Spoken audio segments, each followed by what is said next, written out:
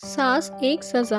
पलक वसंत से बोली, यार तुम्हारी मम्मी भी ना, पहले तो बस तबीयत ही खराब करती थी, पर अब तो पैर भी तोड़कर बैठ गई हैं। कौन करेगा इनकी ये डेली डेली सेवा, मुझसे नहीं होती, मैं तो परेशान हो गई हूँ। वसंत बोला, तुम चिंता मत करो, मम्मी के लिए मेड रख लेते हैं। क्या पागल हो गए हो? मेड पैसे कहाँ से आएंगे? पिछले हफ्ते मैंने एक नेकलेस क्या मांग लिया, तब तो तुम्हारे मुंह से आवाज नहीं निकली, और अब मेड रखेंगे। अब कहाँ से आए तुम्हारे पास पैसे? पलक, मैं तो तुम्हारे लिए ही बोल रहा था, तुम्हें परेशानी हो रही है ना, इसलिए। नहीं रखनी मेड तो कोई बात नहीं, फिर तुम ही कर लेना सेवा।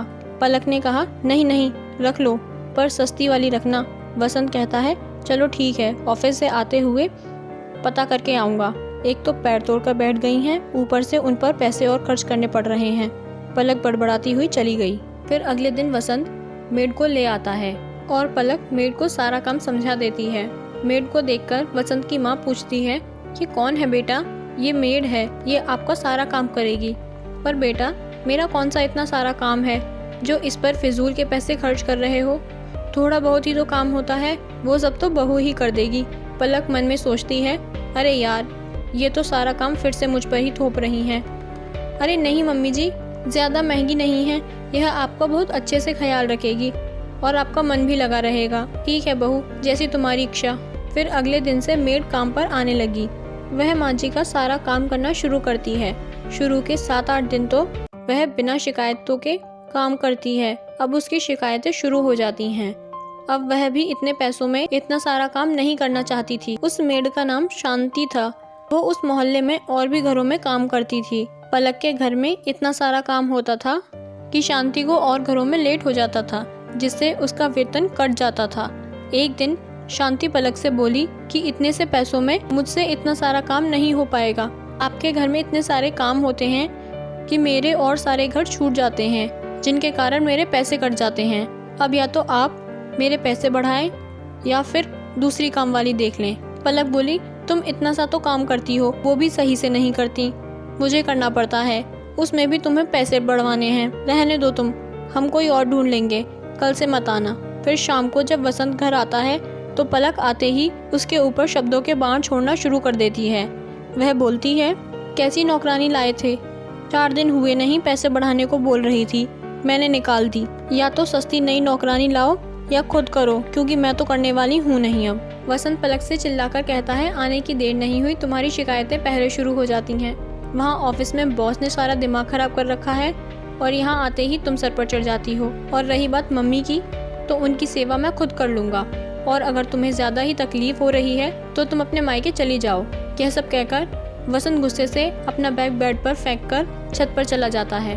अगले दिन वसंत ने ऑफिस से एक दिन की छुट्टी ली और अपनी माँ को डॉक्टर के पास दिखाने जाता है। तब सभी चेकअप के बाद डॉक्टर बताता है, अभी पैर की हड्डी अच्छे से नहीं जुड़ी है और अभी एक और प्लास्टर पैर पर लगाना पड़ेगा। वसंत अपनी माँ के पैर पर प्लास्टर लगवा लाता है। अब अपनी माँ का ख्याल वही रखता था। एक दिन वसंत के ऑफिस से फोन आया कि बॉस ने अर्जेंट मीटिंग रख दी है, जिससे वसंत को तुरंत जाना पड़ा। अब वसंत की मम्मी की सिकाई का समय हो गया था, परंतु मम्मी जी के 4 बार कहने के बाद भी पलक ने सिकाई के लिए पानी गर्म नहीं किया। ऐसा अक्सर होने लगा कि वसंत को जरूरी काम से ऑफिस जाना पड़ जाता था, पर पलक न सिकाई का पानी गर्म करती थी, न उन्हें दवाई दिया करती थी। एक दिन वसंत की मम्मी ने पलक से पूछ ही लिया, बहू, मैंने तुम्हारा क्या बिगाड़ा है जो तुम मुझसे इस तरह से पेश आती हो? न अच्छे से खाना देती हो, न पानी, न दवाई, और न ही सिकाई का पानी गर्म करती हो। तभी पलक ताना मारते हुए, मम्मी जी, मैं इस तरह आपकी ही मदद कर रही हूँ। आपको शुगर है, इसलिए मैं खाना ठीक से नहीं देती हूँ। आपके पैर में प्लास्टर है, उससे आपका पैर ठीक हो ही जाएगा, इसलिए मैं सिकाई का पानी गर्म नहीं करती। इतने में पलक की बचपन की सहेली का फोन आ जाता है और वो अपने कमरे में उससे बात करने चली जाती है। वसंत की माँ को यह सब बहुत बुरा लगता है, परंतु वह कुछ कर भी नहीं सकती थी। वसंत और पलक का एक 7 साल का प्यारा सा बच्चा भी था।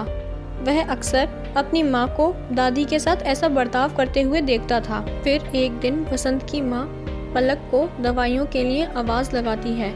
पलक सुनने के बाद भी उसको अनसुना कर कर अपना काम करने में लगी रहती है। यह सब उसका बेटा सोनू देख रहा था। फिर काफ़ी बार बुलाने के बाद पलक चिल्लाते हुए उनके पास आती है और कहती है कि आपको दिखाई नहीं देता कि मैं काम कर रही थी। बिना बात के चिल्लाती रहती हैं और वहाँ से चली जाती है। वह देखती है उसका बेटा वहाँ खड़े होकर लगातार सब कुछ देख रहा था। पलक बड़े प्यार से अपने बेटे से पूछती है, बेटा तुम यहाँ क्या कर रहे हो? अपने स्कूल का काम कर लिया तुमने? बच्चा बड़ी मासूमियत से बोला, माँ मैं सीख रहा हूँ कि वृद्धों के साथ कैसा व्यवहार करना चाहिए। जब मैं बड़ा हो जाऊँगा और आप लोग बूढ़े हो जाओगे तो मैं भी आपके साथ इसी तरह का व्यवहार करूँगा। बच्चे के मुंह से ऐसे शब्द सुनते ही बहू कांप उठती है। शायद बच्चे की बात उसके मन में बैठ गई, क्योंकि बच्चे ने मासूमियत के साथ एक बहुत बड़ा सबक उसे दे दिया था। ये सब बातें वसंत सुन लेता है। फिर जब वसंत का बेटा सोनू वहाँ से खेलने चला जाता है तो वसंत पलक से चिल्लाकर कहता है, देखा तुमने? तुम्हें देखकर वह क्या सीख रहा है। अगर हमारा बेटा भी बड़े होकर ऐसा करेगा तो तुम्हें कैसा लगेगा?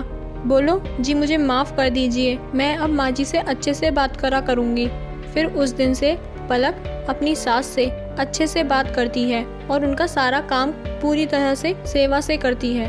फिर उस दिन से पलक अपनी सास से अच्छे से बात करती है, उनका सारा काम करती है और पूरे मन से उनकी सेवा करती है। बच्चे ने मासूमियत में कितना बड़ा सबक पलक को दे दिया था। बच्चे जो देखते हैं वही सीखते हैं, इसलिए घर का माहौल हमेशा खुशनुमा और दिलखुश बनाए रखें, जिससे बच्चों के मन पर सकारात्मक प्रभाव पड़े। ये कहानी आपको कैसी लगी हमें कमेंट करके ज़रूर बताएं। और अगर आप हमारे माध्यम से अपनी लिखी हुई कहानी दुनिया तक पहुंचाना चाहते हैं तो डिस्क्रिप्शन और कमेंट बॉक्स में दिए हमारे ईमेल पर अपने नाम के साथ अपनी लिखी कहानी भेजें। और साथ ही अगर चैनल पर नए हैं तो चैनल को लाइक, शेयर और सब्सक्राइब करना ना भूलें। धन्यवाद।